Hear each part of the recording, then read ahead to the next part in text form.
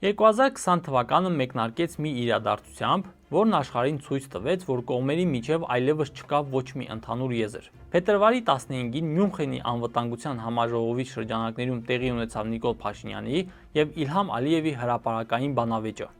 Այն, ինչ տեղի ունեցավ այդ դահլիճում, դժվար էր անվանել բանակցություն։ Դա ավելի շատ նման էր պատմական էքսկուրսների ու փոխադարձ մեղադրանքների մի հորձանուտի, որտեղ կողմերից յուրաքանչյուրը խոսում էր իր սեփական ճշմարտության մասին, չլսելով դիմացինին։ Հենց այստեղ Փաշինյանը ներկայացրեց իր մյունխենյան սկզբունքները, սակայն դրանք այդպես էլ մնացին օդում կախված, քանի որ Ադրբեջանն արդեն վերջնականապես թեքվել էր դեպի հարցի ուժային լուծման ճանապարհը։ 2020 թվականի գարնանը Արցախում տեղի ունեցան նախագահական եւ խորհրդարանական ընտրություններ, որոնք անցնում էին բավականին լարված մթնոլորտում եւ COVID-19-ի համավարակի սկզբնական փուլում։ Պայքարն ընթանում էր հիմնականում 3 նախագահի թեկնածուների միջև՝ Արայիկ Հարությունյանի, Մասիս Իսմայելյանի եւ Վիտալի Բալասանյանի։ Արայիկ Հարությունյանը դիտարկվում էր որպես Հայաստանի նոր իշխանությունների հետ առավել սերտ համագործակցող թեկնածու։ Մասիս Իսմայելյանին աջակցում էին որոշակի հեղափոխական շրջանակներ, իսկ Վիտալի Բալասանյանը ներկայացնում էր կոշտ ընդդիմադիր թևը,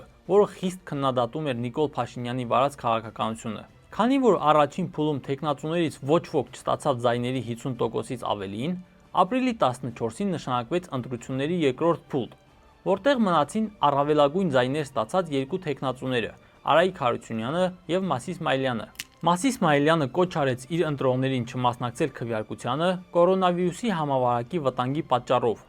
ինչի արդյունքում Արայիկ Հարությունյանը հաղթեց ձայների ճնշող մեծամասնությամբ, հավաքելով շուրջ 88% ձայն։